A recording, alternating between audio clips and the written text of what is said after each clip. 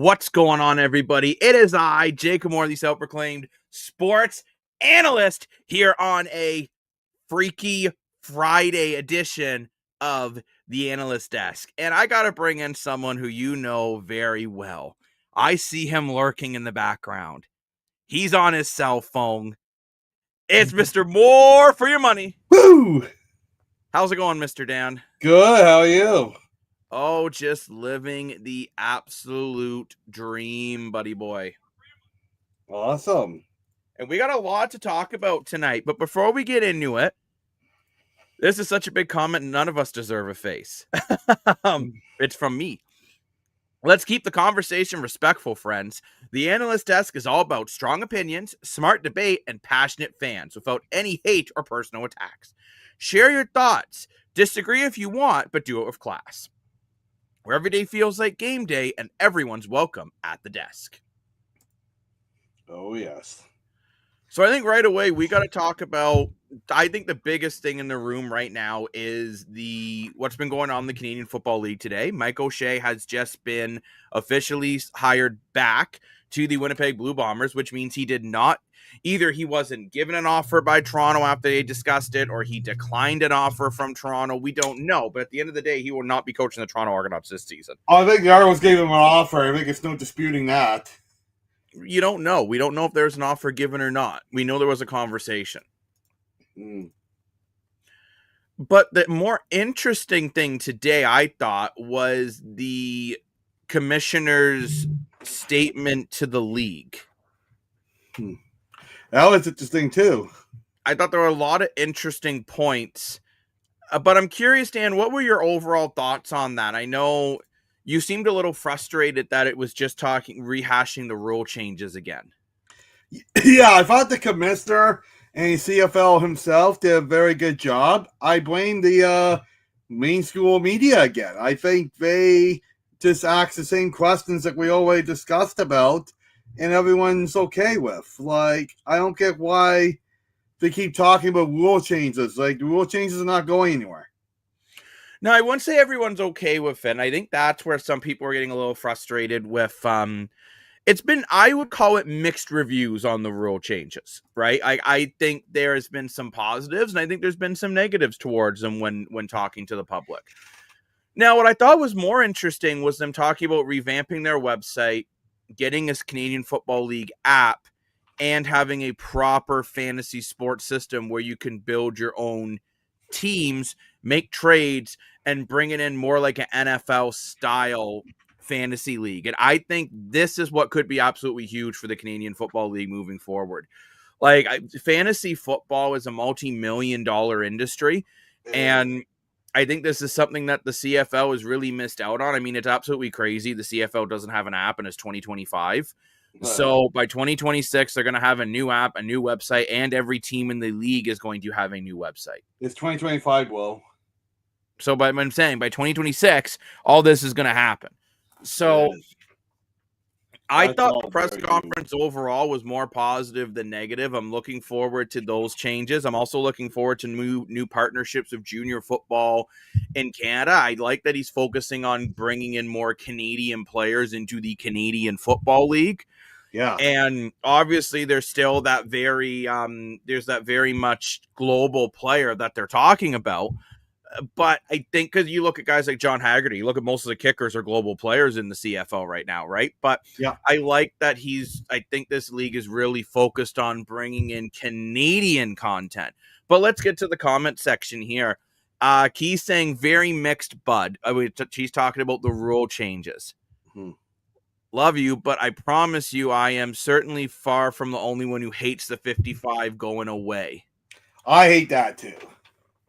The problem is, and I've said this before and I'll say it again, moving the goalposts makes sense.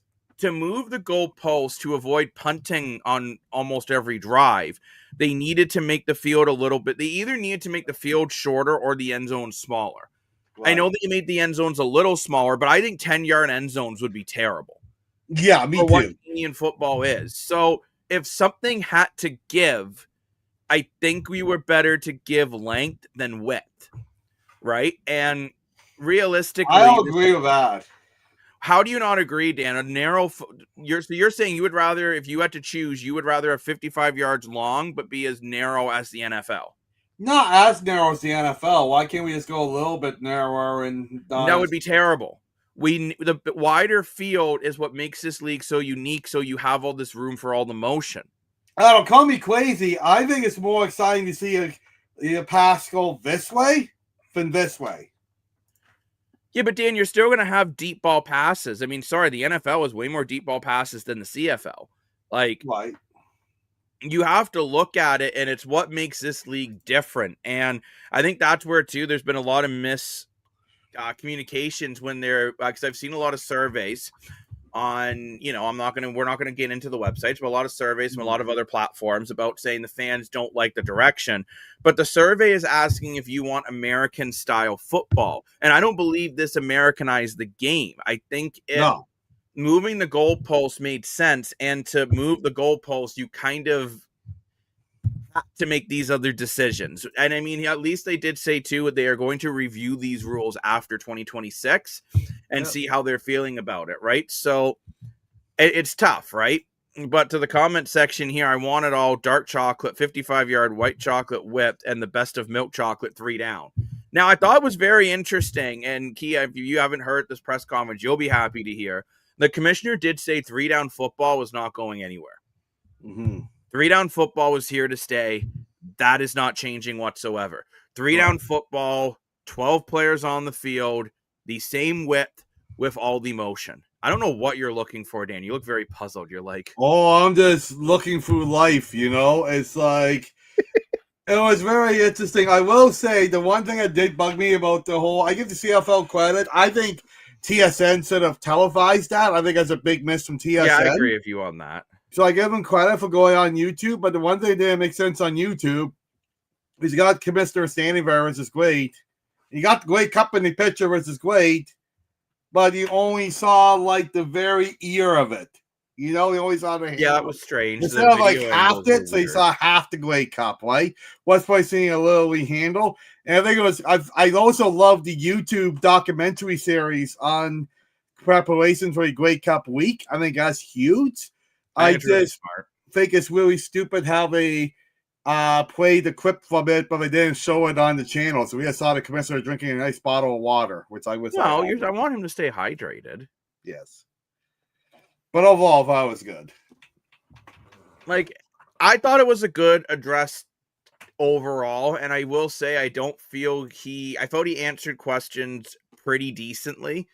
Yeah. So, look, overall, there was a lot of positives that you could take away from that, especially when they talked about TV ratings are up for the 4th straight year. You have attendance ratings that are up for the 4th straight year. And you got to remember, TV ratings were up while battling the World Series. And yeah, it's impressive. And look, I think this does just show too. And I remember, Dan, I'm gonna say this straight up. When you went, we all talked about it a little bit. How much CFL content do we do during the World Series? Yeah. And I mean, it just clearly shows that there still are a lot of people who are very invested into the CFL, even during the World Series, right? Because I'm going to be blunt, there's a lot of people who couldn't care less about the World Series. Yeah, it's true. So, I mean, at the end of the day, the CFL is doing a lot of things right. And I do think bringing in this new app, bringing in things like this docu-series, and I don't know if you took this from this or not, Dan, but I felt the way he was talking, I think the CFL is going to be going a streaming route. I'm not saying they're going to get rid of their cable and going through TSN, but I think they're going to be adding better streaming routes coming up.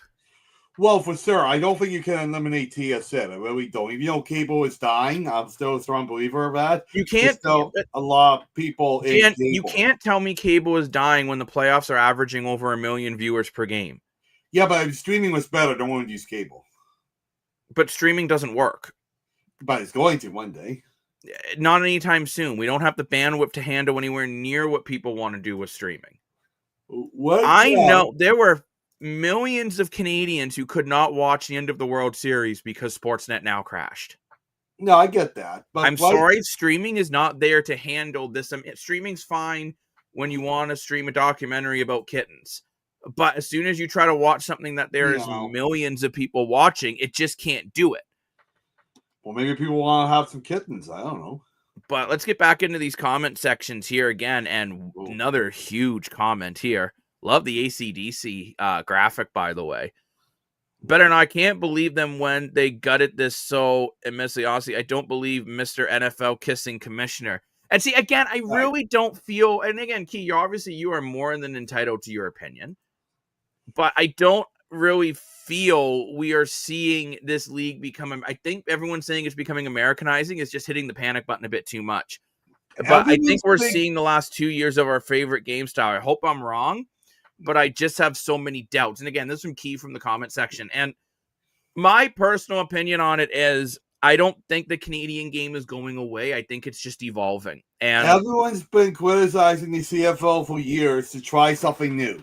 So finally we got a commissioner that did try something new. Everyone's criticizing him for trying something new.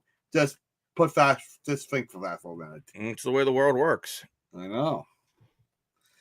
But I do think the streaming's a great idea because I think it'll just bring more people into the game. I bet there's a lot of people that would watch the CFL but can't afford TSN cable, right? So if you have a better streaming platform, hint, hint, Amazon, advertising all your games as long as TSN, I think it just multiply that much more people, maybe not quite double, but I think you'll get a lot more people into it. Well, I think you'll get at least a 10% increase the first year. The more accessible your content is, the more that people will watch it. And I really like that he's talking about marketing the league, you know what, right at the level of junior football, from kindergarten all the way through. That's a great point, too. Because I think that is just the way I liked a lot of the things he said. Now, obviously, I get why fans are nervous about it, but he made a commitment today that 3-down football was not going anywhere. Because again, Key, I know you're just joking around, Key, because you're calling Dan out for liking disgusting 4 downs.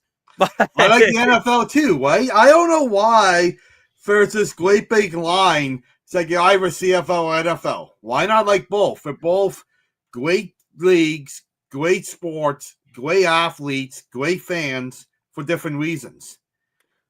Well, I do think that was something interesting too in this talk when they talked about, the average, and this is a true stat. They talk about the average fan between 55 and under do call themselves in Canada an NFL fan first, but the commissioner said, why do they have to be NFL fans or CFL fans? Why can't they be both?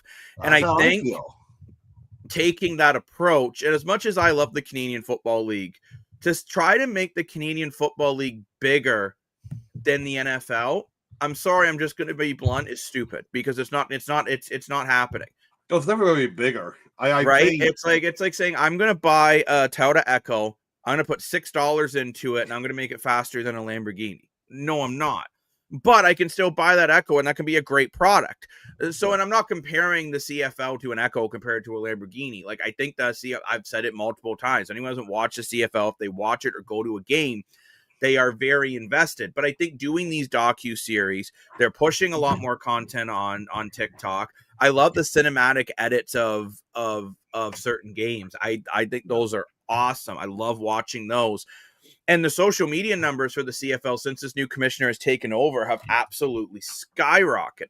Yes, they have. Like, if you remember, before, the Toronto Argos would get more impressions than the entire CFL would. Yes. And that changed this year, right? Like, the Argos didn't lose any impressions, but the CFL impressions quadrupled on social media if you just look at the posts. Yeah. So there's a lot of things going on that is correct. I understand why fans are nervous about some of the new rules. Truthfully, the one I'm still uneasy about is how the last 3 minutes are going to work with the 35-second game, like a between play clock. Now, again, the play clock itself will stop. That clock will run, so it should be fine. But again, they did say if they evaluate and realize this play clock is hurting the last 3 minutes, then they're going to change it. 100%. So I would just say with this, there could be growing pains for maybe one season or two, but I do honestly think they are trying to make the league better. Call me crazy, but I didn't dislike anything the commissioner said today. I was fine with everything he said today. I thought he delivered it in a good way. I didn't like how the media beat him up about questions that are stale. But the other big thing we're missing in this conversation so far, he did basically bluntly said, without saying it. I called it. The CFL's getting its 10th team. And that 10th team is going to be Canada. And surprisingly, it could still be Halifax. But surprisingly to me, instead of Halifax, it looks like it could be Quebec City, by the way he was talking. Which I'm personally not surprised about Quebec City at all. I mean, the youth sports in Quebec City are massive. They have a football stadium already that holds 18,000 people, which is which is the perfect size for a CFL market. And yeah. I really, really like the idea of getting a 10th team in the CFL. I do agree with him. It can't be your main priority. Your priority has to be to grow the league and then work on getting a 10th team as you're growing the league. I think he's taking the right approach. And I do wonder, too, when they talk about getting more to younger audience, and now, the CFL is getting a new website, because let's just be honest. Yeah, that's a big one, too. The CFL website is not very good. No. They're getting an app, which is 2025, bro. They need an app. Yeah. And when they're talking about more technology and fantasy sports, which goes into e-gaming, I still see a future with a CFL video game. I do too. That's the other thing. I'm going to say for the next 5 years, I think we see a CFL video game. Whether it won't be as big, whether it's an expansion to Madden football, or that's how I see it. I could also see it as 2K Sports has been wanting to get back into the simulation football, but they can't at the moment because of the NFL deal. Well, maybe if you work out a deal with the CFL and the XFL, now you have a potential of making simulation football video games.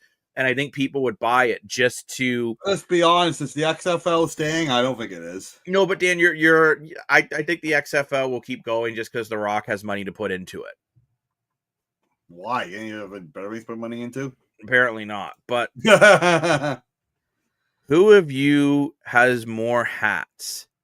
Oh, I would say me, but yeah, Dan has more hats than I do. You got a sick hat collection, though. You did cough up to $70 with the OVO hat. I did OVO. But yeah, I would say Dan has more hats, but I'm gonna say I have better hats. Ooh, cleaner hats. Look how much cleaner my hat is than Dan's. My hat's not dirty. It's just the style. That's not your Blue Jay hat's filthy that you used to wear every show. I don't know where it went.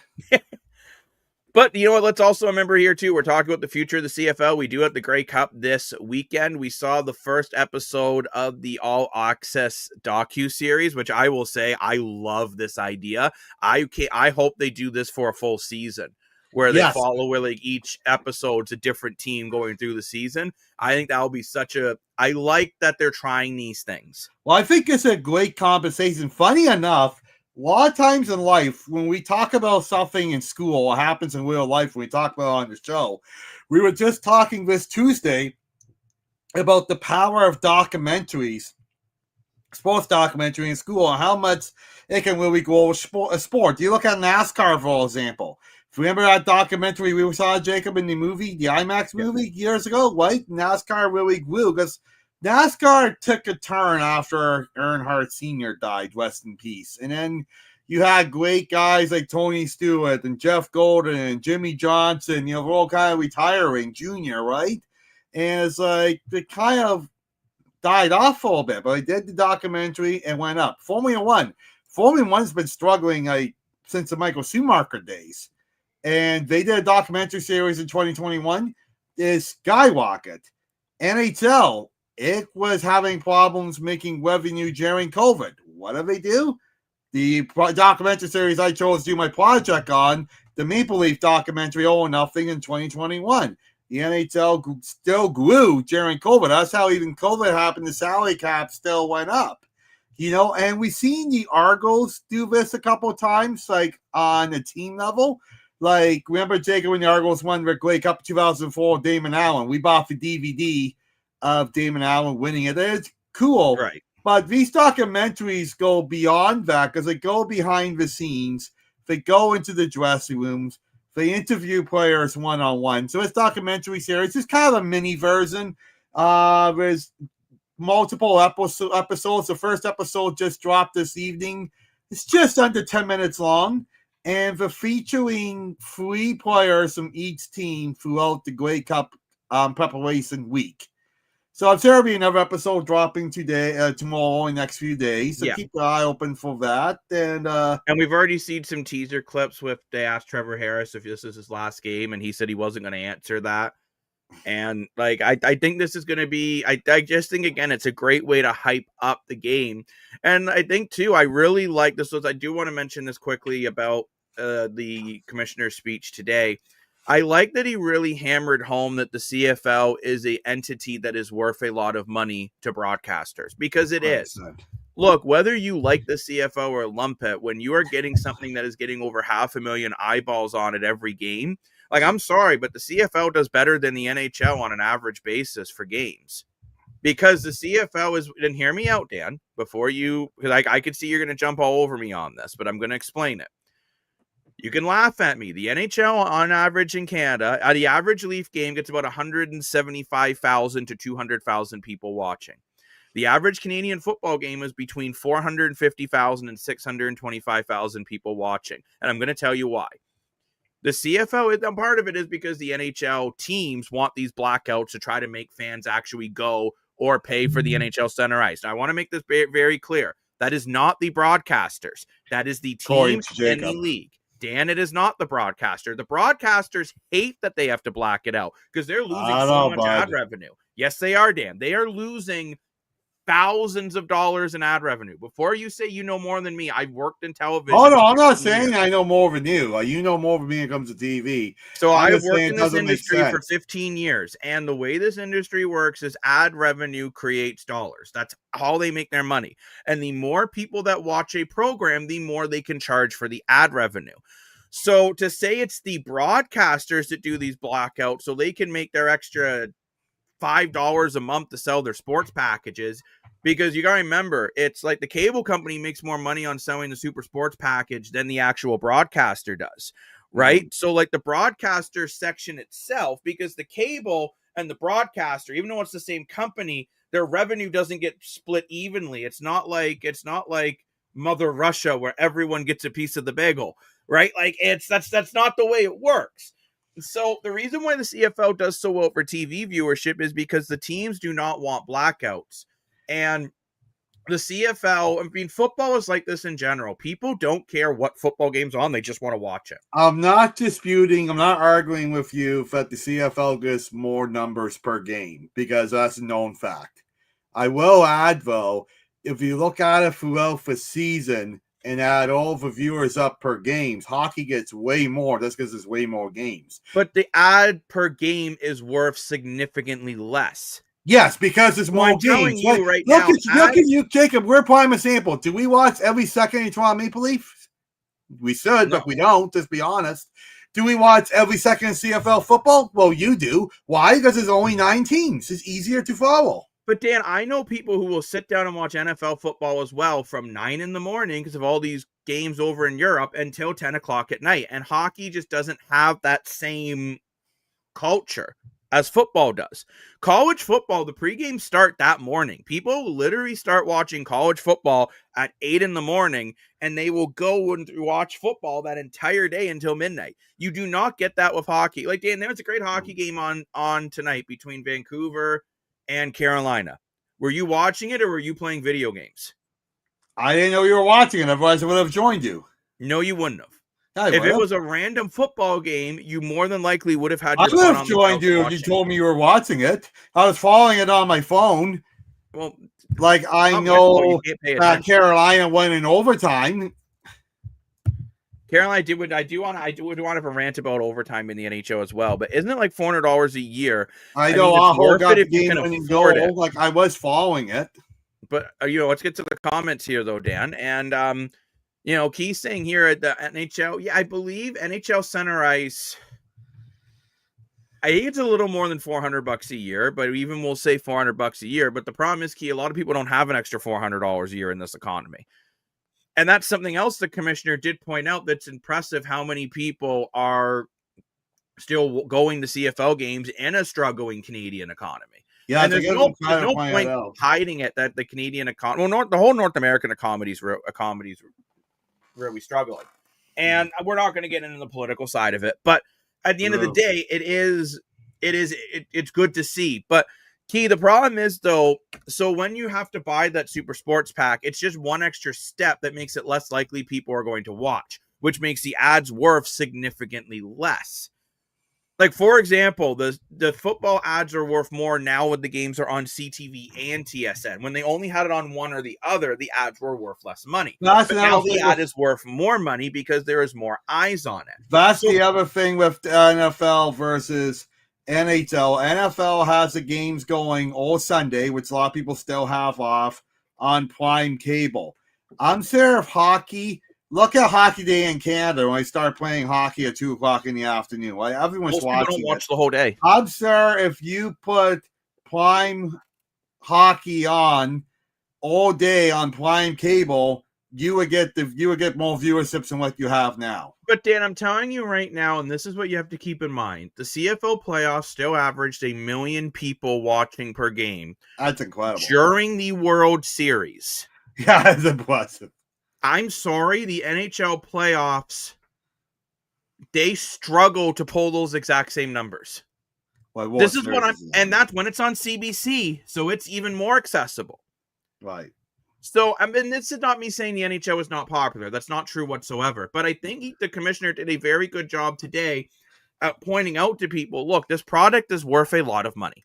100% is. And they have to stop acting like they're a second-class league. And I think that's what he's trying to do, at least. But overall, I thought the press conference was very good. I was impressed with him.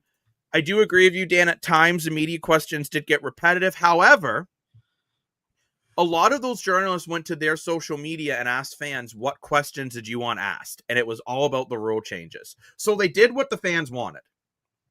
Well, that was dumb. Well, then you should have been on Twitter saying, ask about something else. Yeah, okay. But I mean, at the fans who were vocal, and I mean, I did like it that Third Down Nation did legitimately get the commissioner to say 3-down football isn't going anywhere.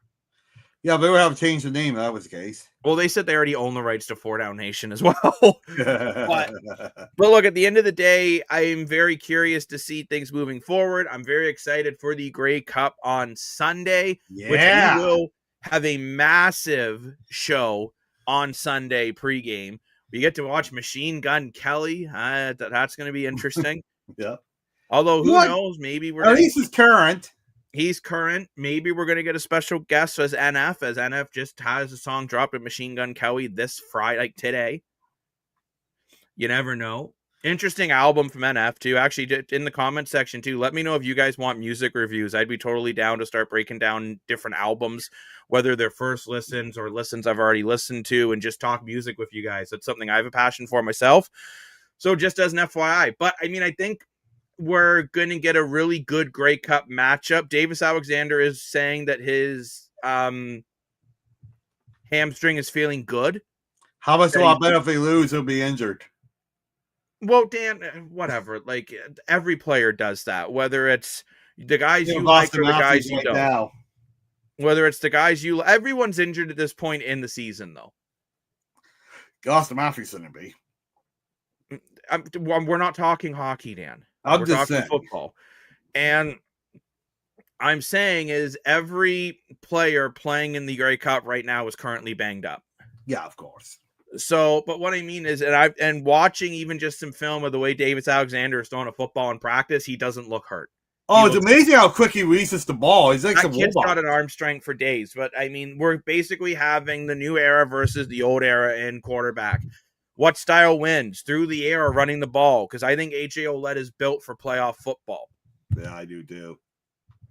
So it'll be very interesting to see how he does, right? And obviously, we're going to have a huge pregame show for that coming for you live on Sunday.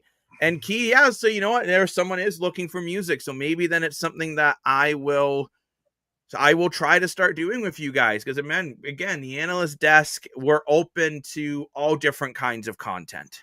I know we've had people requesting automotive too. So hint, keep your eye open for that. Absolutely. But I mean, we've really been appreciating all the love on all of our live shows as well, and all the pre-records and the whole 9 yards. But we do more pre-records. But I mean, at the end of the day, I think I liked this episode on Spotify? Pardon? Is this episode on Spotify? No, because I just uploaded one to Spotify yesterday. Oh, okay. But There you go, guys. This is how real we are. We discuss our show plans live on the air because Dan doesn't know how to ask me off the air. But Well, we do have a group chat, but we don't want to be like Team USA here. we didn't talk about it very much on I think it was yesterday's show, but let's look again at the CFL awards that dropped. Yeah, this is pretty awesome. So, most outstanding player, Nathan Rourke, he got the mop. Yep. He also got the mock, the MOC, Well which is most deserved. outstanding Canadian. Matthew Betts with the defensive player of the year. I don't completely agree with that one personally. I feel like Bo Levi Mitchell could have won the mob. No, whether you like Nathan Rourke or not, he was the best player in the league all year. It was obvious. He was not good in the beginning. Honestly, I would have taken Justin Rankin over Bo Levi Mitchell, and I know it's an unpopular opinion. And I know you can't have two people nominated from the West, but I'm just saying. Most outstanding offensive lineman went to Hardrick. Most outstanding special team, Vavel. Again, not fully I went to Halalahu. Most outstanding rookie, Vavel. I agree with him for most outstanding rookie. And obviously, what about Herslow? Herslow wasn't nominated. Why? I can't remember who was nominated. Oh, it was Sluka nominated from Toronto. Well, Sluka had a great season. But I am curious, Dan, are there any of these? So I know you seem to feel Nathan Rourke didn't deserve. Do you think Rourke at least deserved the most outstanding Canadian? I do. Yes, I do. I think Nathan Rourke has done an excellent job putting Canadian football on the map. A lot of it is controversial, but the point is we're talking about a Canadian star football player in the CFL. So I give him a lot of respect for that. So I think 100% he deserved that. I just think Bo Levi Mitchell was more consistent, the most valuable player to Hamilton throughout the whole year. And in my opinion, I would say, though, the BC Lions went when Nathan Rourke went. Like, the Hamilton Tiger Cats did find ways to win games when Bo Levi Mitchell. I'm going to say this. If Nick Arbuckle doesn't get hurt, I don't even think Bo Levi Mitchell's the East MOP candidate. I think it's Nick Arbuckle. If Nick Arbuckle stayed healthy and continued on the same trend as he was, I agree with that. From Lane Dashing Dasco. Yeah. Nathan Rourke is the GOAT. Dan and Lane might have to have a smackdown about Nathan Rourke one of these days. No, I'll give you your credit here. But no, honestly, I didn't think Mitchell had a good year. Don't get me wrong, but Nathan Rourke only threw 6 less passing yards than Mitchell while rushing for almost 600 yards and 11 TDs on the ground. That's impressive too. Like Nathan Rourke would have been the Argos' leading rusher, to put into perspective. Well, that's why the Argos are not in the Grey Cup right now. Well, yeah, running game was a huge problem for them. But look, no, I actually think for the most part, these are pretty bang on. I thought for Defensive Player of the Year, I would have gave it to Campbell out of Saskatchewan, but he wasn't, 6 interceptions. I thought he was a real difference maker. That's just my opinion. Yeah. Matthew Betts, I thought, was very inconsistent. He didn't really get going to about the second half of the season. That's how I feel. I know everyone just remembers the second half because it's more current. But to me, it says CFL Awards of 2025 season, not awards for the second half of the 2025 season. Now, mind you, when I say this, I understand why Matthew Betts wins this award, right? He could have arguably won most outstanding Canadian too. Like 42 defensive tackles. Yep. 15 sacks, 4 forced fumbles, 1 fumble recovery. I'm not saying he had a bad year. He had a phenomenal year. Yeah. But Campbell out of Saskatchewan, right? 18 defensive tackles, 6 interceptions, over 200 yards of offense, a touchdown, a forced fumble. And I really thought he was a humongous difference maker on the field every time he was there. Yeah. How did the Argos lose? Oh, Shea. That's a very, at first I said, I thought you meant they were going to the sea because they're a boat. So Michael Shea decided to stay in Winnipeg. Why? We don't know. I guess he, you know what? I'm going to call this out here. I think he doesn't want to look like when the going gets tough, the tough get going. The way I feel Ryan Dinwiddie looks right now. Yeah. And I think it was important for him to, when this team struggled, to stay there to try to right the ship. They also did re-sign their general manager as well. I still wonder for Toronto. I think there are still some very good options out there for potential head coach. Dan's so fed up with talking about the Eagles head coach situation. He's just turned off his camera. But no, I think, though, to answer your question, Lane, I think it more just came down to, I think he just decided he wanted to stay a Blue Bomber. I really feel that's what it came down to. But time will tell who the Argos get as their head coach. I'm looking forward to see who they end up going with. The CFL season is also, the schedule is being released December 6th, which is much earlier than usual. I think Mr. Osei didn't come to Toronto because of this. Dan is holding his Chad Kelly jersey. I love Mr. Kelly. I really do. I feel bad saying that. But Mr. Osei was very vocal during the Chad Kelly debacle of last year. And the Argos, Michael Pinball, has not publicly say if Chad Kelly or Nick Arbuckle are the quarterback. And he's not going to make that decision. That's probably the question Michael Say asked in the meeting with the Argos. And Paul Pinball's offer, I'm like, well, I don't know yet. He didn't want to be involved in that. I think Michael Say, by the way he coaches and by the way they play, wanted Nick Arbuckle as his starting quarterback. And Pinball's like, oh, we'll have to see if we can move Chad Kelly or if Chad Kelly wants to stay and different things.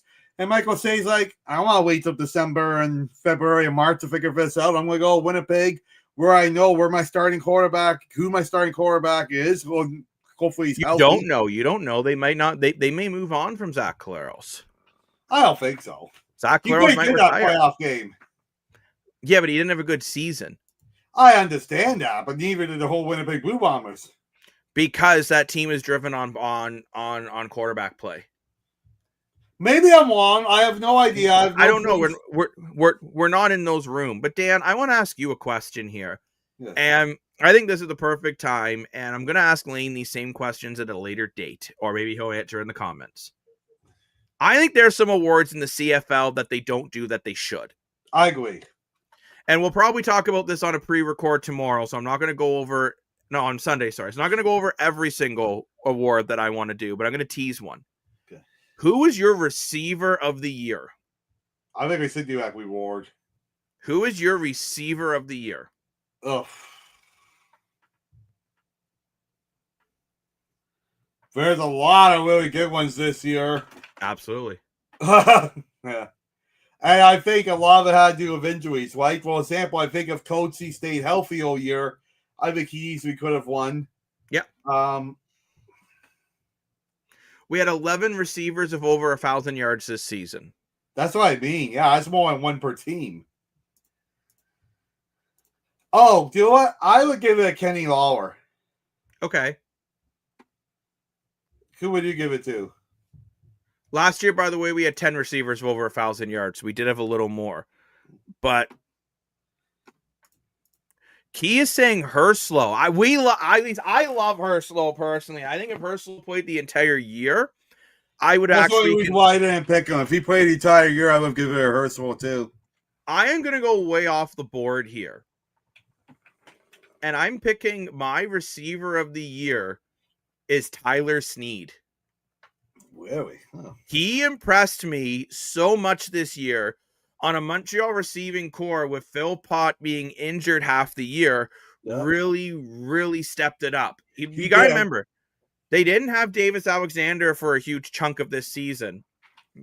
And Tyler Snead still managed to get 1,129 yards, 4 touchdowns, 8 over 30 yards, 461 yards after catch, second highest in the CFL. That yards after catch is a huge number for that Montreal offense. Played 17 games. I really averaged 13.1 yards per catch. I was super impressed with this guy. I think the easy answer is Kenny Lawler or Keon Hatcher or Justin McInnes. I really go back and forth between Tyler Snead and Keyshawn Johnson just because they are two guys going into this year no one expected to be in the top 5 receiving numbers in the CFL, and they both are in the top 5 in the CFL receiving numbers. I kind of disagree with you, Jacob, about those easy answers because we didn't know if Kenny Lawler, if he would play well with Bo Levi Mitchell. It wasn't guaranteed. We didn't know he would play well with Scott Milankovich. We didn't know that Hatcher's in BC still. We didn't know how BC was going to be. And who was the other guy you mentioned? Justin McInnes. McInnes, right, both BC. Okay, here's a $1 million question, Jacob. We just said on top of our head to our receivers there. Obviously, I don't think you memorized oval stats for Steed. So since you have the stats book in front of you, who led the CFL this year in receiving yards and touchdowns? Hatcher, yeah. But I don't think necessarily having the most yardage makes you the best receiver. No, I don't think so either. Tyler Snead was just so clutch for this Montreal team, and he really was. Yeah, I don't think this Montreal team wins some of those games without Davis Alexander if you don't have Tyler Snead. Just such a versatile guy. I mean, it's crazy. We're not talking about Eugene Lewis, who 1,012 yards, 6 touchdowns is a quiet season for him. Same with Nick Dembski, 7 touchdowns, 9 for over 30 yards, 1,001 yards. Tim White, I think, is one of the weirdest stat lines when it comes to CFL receivers because, his stats are great, but then you watch him and it's kind of He's kind of invincible in a playoff game. Big shout out to Dijon Brissett as well from the Argos, 907 yards, career high. Kevin Mattal with 886, career high. Dominic Rhymes again with quarterback roulette. Still put up 886 yards in Calgary in his first year. The league has a lot of really good receivers. So here's the problem of the Argos. They didn't have a single player that hit 1,000 yards. Now, again, a lot of it had to do with Herslow not playing all year, Coatsy getting injured. Coatsy getting injured, Herslow played in 13 games, started in 9, and finished with 756 yards, 9 touchdowns, 5 plays over 30 yards. The crazy thing is Jake Herslow finished tied for second in the CFL in receiving touchdowns. Yeah. Well, not playing the majority of the season.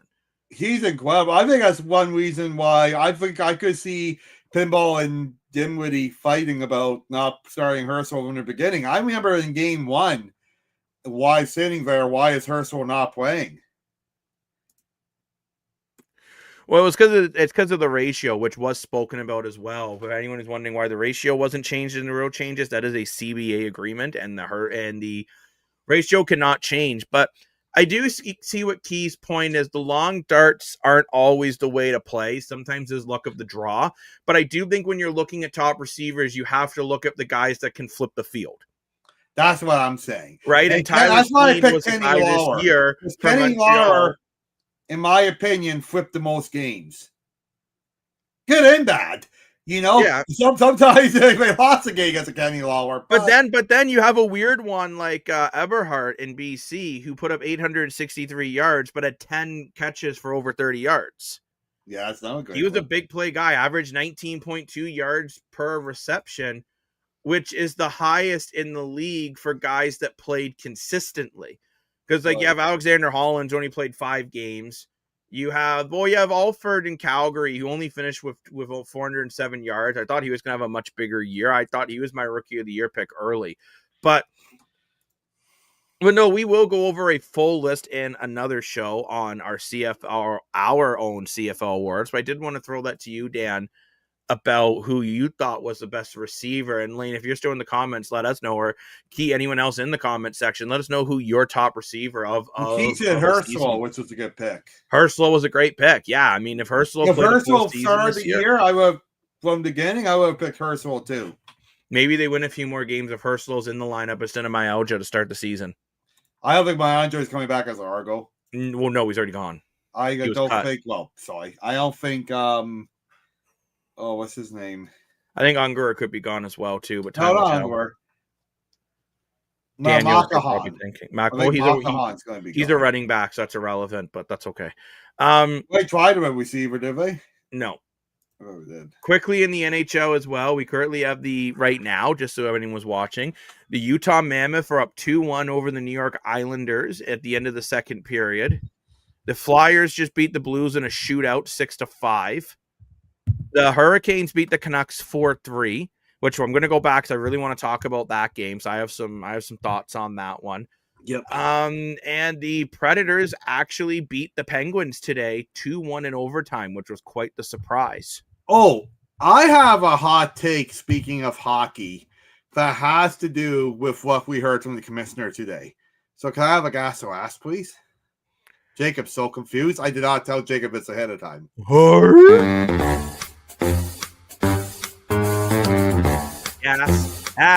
Gas, or is it ass?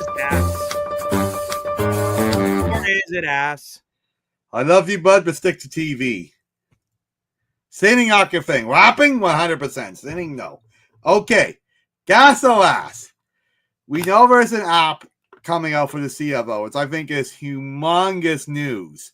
One of the reporters asked a good question was it an app company that the CFL tried? I don't forget the name top of my head. But was it the CFL company, the app company that worked at CFL a couple of years ago, failed miserably? He said, no, it's not that company. It's something new. So here's what I'm thinking. Okay? What are we all playing right now as we're doing this show, watching the hockey scores, Jacob? You don't know. Okay, we're playing the Tim Hortons app. Sure. The Tim Hortons app has this great app in hockey where you can predict, and anyone can do this. Not even you don't even know hockey. You pick 3 players, a top pick, a second pick, and a third pick, skill kind of revolving around those picks. And whoever gets a goal, if you get points, 50, 100, 50, 75, or 100 if you get all 3. Then, if you get 7 days in a row where someone scores, you get coffee for a week. This is great for the Tim Hortons app and great, I think, for the NHL.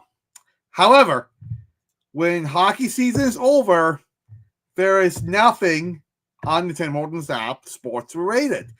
The CFL, for the most part, doesn't go during the hockey season. The only part really is the playoffs for the CFL and preseason for the NHL and first couple games basically now. So my gas will ask, are we seeing a partnership with Tim Hortons and the CFL for a summer edition of Points and App where you predict who gets a touchdown? What do you think? I think that's totally gas. I think that's very plausible. I think it's great for the league. I think it'll go for the league. It will be good for Timmy's. I think it's a done deal. It is possible. I mean, most of the arenas that we go to, CFL, besides Ottawa, most of the arenas we went to have Tim Hortons coffee. Ask Dan about Jacob. See, he likes my singing, so ha. And gas about the app. See, I agree. I actually think that could happen. I mean, the CFL is developing their own app. I remember Guinness Sports wasn't brought in to develop an app. They were brought in to improve the website. Yeah. Now, the website didn't improve. However, the stat tracking has gotten 1,000 times better over the last season with Guinness Sports, but it will not be them building the app because they are not an app builder, right? So time will tell how the app goes. I'm very excited to see how the new app and new website, which is launching in 2026 for the CFL. So time will tell there. We'll hear about that. It's going to be Timmy's. We'll hear more. That'll be great sponsors. And plus, too, like Hamilton Ticats, the Tim Hortons lost the name of the Ticats field. So Tim Hortons have history of sponsoring CFL. Yeah, it's totally plausible. I really think that was a big announcement that he didn't want to leak out today. I think that could be happening. Very well could be happening. But we are going to go Drake back to back, except we're going back to back on Gasser. Gasser is an ass. Gasser is an ass. Gasser ass. The NHL 3-on-3 format is the most boring way to end any type of sport. I would literally rather watch paint dry. I'll say gas, but I say the only thing better is it sucks having a tie. I would rather have a tie than watch what I watched Really? in the Vancouver versus Carolina game. Vancouver in 3 minutes took one shot attempt because they would go into the zone. They didn't like the look. They'd pass. I was watching the They'd highlights. Yeah, change that's the pretty line. bad. They'd skate into the zone. They didn't like the look. They'd pass it back. They'd change the line. It's terrible. May as well just Carolina won anyway. To go for going into overtime, or just go straight to a shootout at that point. Yeah. Like, the NHL desperately needs a rule like the NBA for overtime, no over and back. So once you've entered the offensive zone, you can't cross the center line. Those shootouts get boring after a while. Shootouts are more exciting than literally watching a team just skate in a circle for 3 minutes. True. Because that is what we watched when it came down to that overtime, and it was absolutely dreadful. The NHL absolutely has to fix this in the next CBA, or I'm even saying for next year. I agree with you, Gas. Got to be done, because right now overtime in the NHL is legitimately unwatchable. I think I know how to fix this. Bloody boring. I think I know how to fix this. And maybe we got to add this in the game. A shot clock. We could see a shot clock in overtime. That could work the NBA. The NBA, a shot clock really helped it. Darts as an existing sport, period, is more boring. I would rather watch someone play darts than watch that overtime I watched today. Honestly, maybe darts is boring to watch, but it's fun to play. I'd rather watch bowling. I'd rather watch Wii bowling than watch the NHL overtime format. It is terrible. Wow. Like, you are taking away, as soon as teams realize this new strategy, and I don't blame teams for doing it. It's a good strategy, although it didn't work. And Sebastian Aho on the overtime goal basically just tricked the strategy, made it look like he was going to skate out of zone and re-rack, quick spin around, absolute dart of a wrist shot, high blocker. Yeah. I've said this too. Sebastian Aho might be one of the most underrated players in the NHL. That guy's a tank. I agree with that. Yeah. But look, at the end of the day, I think the NHL does need to do something about the overtime format. But unfortunately, for anyone watching games on Saturday, if they go to overtime, you're going to be stuck with this boring overtime format. But we do have some exciting games on Saturday, although they don't kick off until 5 o'clock, which is interesting. It's 5 o'clock somewhere. We usually get some 2 p.m. games on Saturday, but we have the Lightning versus the Panthers.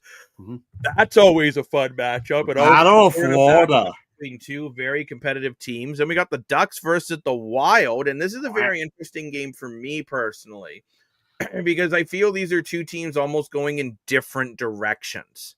Yeah. Right? Who had a legal card? Anaheim's going to be so good. 7-4. They just lost to San Jose the other night. Meanwhile, the Ducks just did lose to Detroit, but they are 11-5-1. Yeah, they look really good. Don't knock bowling. I have an average of, wow, that is very, very okay. I see. I'm not good at bowling. I like playing bowling. I just don't like watching bowling, but I'd rather watch. You know what, Key? If you live stream yourself playing Wii bowling, I will watch that over an NHL overtime right now. I will. Maybe we need to start doing Wii Sports on the channel. Who knows? That'd be funny. Nah, I don't like Wii Sports. I love Wii Sports. I also just like to make Dan do things he doesn't like doing, because then he gets all grumpy and it's pretty funny. But I do think that game between the Ducks and the Wild will be an interesting one, just because you have two teams going in different directions. Same with the Bruins versus the Canadiens. Canadiens started off white hot, and now they suck. They've really, really struggled of late. You got the Rangers versus the Blue Jackets. The Rangers are trying to keep themselves in that playoff hunt. Oilers versus Hurricanes. Hurricanes coming off a back-to-back, and after a tough game against Vancouver, although they really outplayed Vancouver, but still went to overtime. Yep. Capitals versus Devils. Capitals being rumored about firing their coach as well, as the team is playing absolutely terrible. Devils, say what you want about Sheldon Keefe. That team is playing very, very well right now. They're playing some really good games. Yeah, they're going to make the playoffs. The Leafs might not even make the playoffs. We have the Senators versus the LA Kings. This is an interesting one for Ottawa. Again, while Toronto is struggling, Ottawa's got to put some wins together to try to create some distance. Yep. You have the Red Wings versus the Sabres, which, by the way, the Sabres only 4 points behind the Leafs, just as an FYI, just to remind you how terrible the Leafs are. The Leafs play the Chicago Blackhawks. We don't know if it's going to be Joseph Woll or Dennis Hildeby starting in net in that one. We do know Call me crazy. I'll give it a hell to be. Woll will at least be dressed, which is nice because hockey arenas are very cold to be naked. Yeah, we also have the Golden Knights versus the Blues, Flyers versus the Stars, Sharks versus the Kraken, and the Calgary Flames versus the Winnipeg Jets. Now, Dan, I'm curious. Lane was talking to us about that Rasmus Andersson trade. Still hasn't been done. I know. Trigger's been pulled. Now there's rumors that apparently it's Andersson and Kadri coming to Toronto. Okay. I'll probably BS. I think it's rumors complete fake. Oh, you have the black we. Ooh, fancy. Oh. Once you go black, you never go back when it's talking about a we. But but look, we got a lot of really good NHL hockey on Saturday. Dan, out of those games, which one are you most excited about? Oh boy. Well, my biased opinion, I'm really excited for Toronto versus Chicago because Toronto's really struggling. They really got to figure out how to be the mecca of hockey again. And Chicago of Connor Bedard, holy cow, he's looking really good. So I think that could be a really interesting game. Everyone knows I'm a huge Ovi fan. I'm really interested in the Capitals versus Devils game because, like you said, we got two teams going completely opposite direction. So I don't think the Devils are going to be the best team in the NHL forever. So that's an interesting one. Montreal and Boston, regardless where they are in the standings. So those two teams playing each other is going to be a great game. And the Lightning versus the Panthers. I love the Battle of Florida. For both teams are really struggling, so this could be a huge 2 points. So they would hate this. Or went in overtime 3 points. So that's another thing we can talk about. We talked about in the past. I did not say what you're thinking, Key. Get your mind out of the gutter. But we could say it again. Like having a 3-point system for overtime win is really stupid. But anyway, I'm excited. That's a whole other thing in the NHL. I mean, it doesn't make any sense. So some games are worth 3 points and some are worth 2. That's what I mean, right? So you have Florida and Tampa are battling to the bottom of the division. And what happens? That game goes in overtime. You're going to be furious at that point, right? Because they're both really struggling. And let's face it, they're both Stanley Cup contenders at the beginning of the year. The Lightning definitely are. The Panthers always are, but the Lightning, no. I don't think the Lightning really have it this year. I don't know. Jake Genzo's looking really good. Kucherov is a beast. You know, Wyatt McDonough he got injured, unfortunately. A great comeback at Tampa Bay. I think Tampa can go all the way again. I really do. I guess Lightning are currently 6-2 when you go on the Leafs are terrible with basically the same record. Get wrecked. Because they are terrible, Jacob. Like it's like the Lightning are also bad. Do you think anyone in Tampa Bay is hitting panic button? No, but too busy getting suntan on the beach, bro.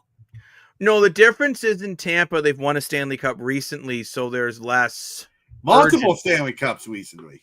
Right? Like when I've noticed there's impatient in Pittsburgh again. Yeah. They're saying when you have Sidney Crosby, you should be going for a cup every year. Washington, I agree. I think I would say that's why I would fire the coach in Washington. Because Ovi said he'll only stay the whole time the team's competitive. You have the greatest goal scorer of all time smashing records, and you're not making the playoffs. Okay, but Ovechkin also only has 4 goals this year in 17 games. I know. He's not playing anywhere. Probably because of bad coaching. Your top goal scorer right now is Tom Wilson with 9 goals. I love Tom Wilson, but that's a big problem.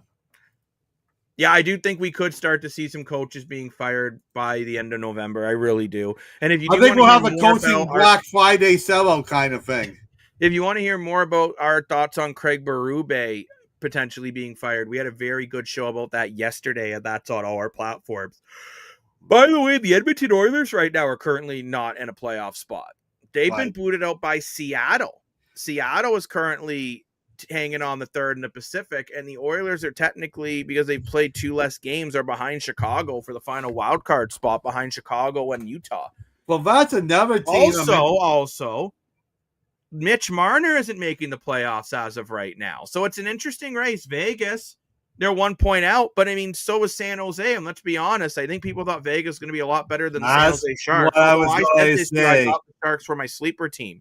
That's what I'm going to say. Everyone's saying Chicago is great. I give them a lot of respect, but the other team I'm really interested in is Loving the hashtag, Gee. Yeah, great one. Love it. The other team I'm really interested in is the San Jose Sharks. I called it in the offseason. I said, you're going to laugh at me, but I think San Jose is going to have a good year this year. Cassell Buini's going to be that much better. He's one of the best players in the league. I think he'll be that much better. But anyway, they got some big moves in the offseason, like Ryan Leaves, Oltroff, that good defenseman and all that. I'm like, boy, this San, they got Jeff Skinner from Edmonton. Toffoli's still a tank veteran. I'm like, this San Jose team looks really good. Yeah, and no expected them coming. And they're right there in Vegas. How will that be at trade deadline still? I doubt it, but hey, I mean, I think it's really cool. We're starting to see a shift in the NHL. Maybe this is a down point of teams like Tampa, Toronto, Vegas, and we're going to see teams like Chicago. I don't think Seattle has it, to be honest, but we're going to see teams like Chicago, San Jose, and Montreal really taking steps up to be one of the top teams in the leagues. You never know. Anything can happen when Timothy goes to school. Ding! But either way, I think we're going to see some great games on Saturday. We have an awesome football game on Sunday in the CFL. Plus, you have NFL games on Sunday. I mean, I think most football fans are going to be watching the Grey Cup over NFL games here in Canada.